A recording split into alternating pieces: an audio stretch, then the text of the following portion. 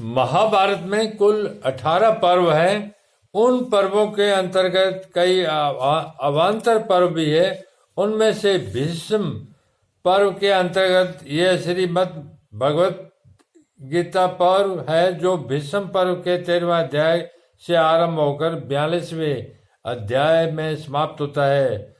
वैश्वानपायन और जन्मेजय के संवाद के अंतर्गत धृतराष्ट्र संजय संवाद है, और धृतराष्ट्र संजय के संवाद के अंतर्गत श्री कृष्ण अनुवाद संवाद है।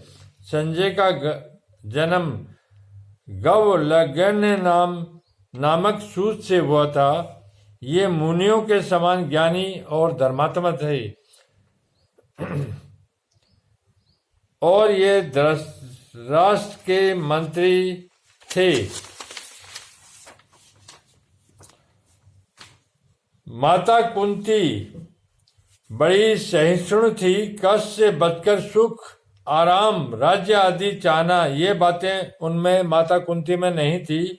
वही एक ऐसी विलक्षण माता थी जिसने भगवान से विपत्ति का ही वरदान मांगा था।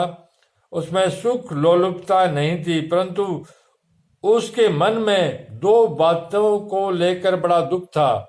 पहली बात, राज्य के लिए कौरव पांडव आपस में लड़ते, चाहे जो करते, पर मेरी प्यारी पुत्र वधू द्रौपदी को इन दुर्योधन आदि दुष्टों ने सभा में नग्न करना चाहा, अपमानित करना चाहा।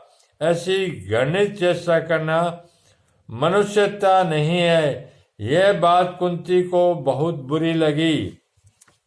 दूसरी बात, भगवान श्री कृष्ण पांडवों की ओर से संधि का प्रस्ताव लेकर हस्तिनापुर आए तो दुर्योधन, दुशासन, कर्ण, शकुनी आदि ने भगवान को पकड़कर कैद करना चाहा।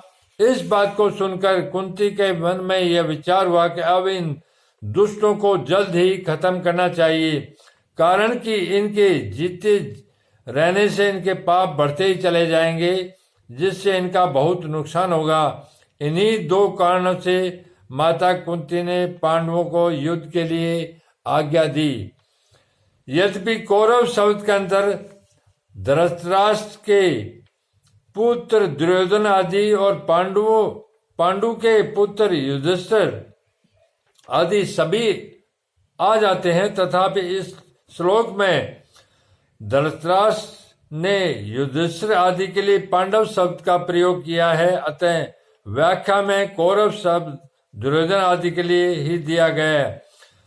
धृतराष्ट्र के मन में देदी भाव था कि दुर्योधन आदि मेरे पुत्र हैं और युधिष्ठिर आदि मेरे पुत्र नहीं हैं, प्रत्युत पांडव के पुत्र हैं। इसी भाव के कारण दुर्योधन का भीम को विष खिलाकर जल में फेंक देना, लाक्षागृह में पांडवों को जलाने का प्रयत्न करना, युधिष्ठिर के साथ छल पूर्वक जुआ खेलना, पांडवों का नाश करने के लिए सेना लेकर वन में जाना आदि कार्य करने में दुर्योधन को धृतराष्ट्र ने कभी मना नहीं किया, कारण कि उनके भीतर यही भाव था कि अगर किसी तरह पांडवों का नाश हो जाए तो मेरे बेटों का राज्य सुरक्षित रहेगा।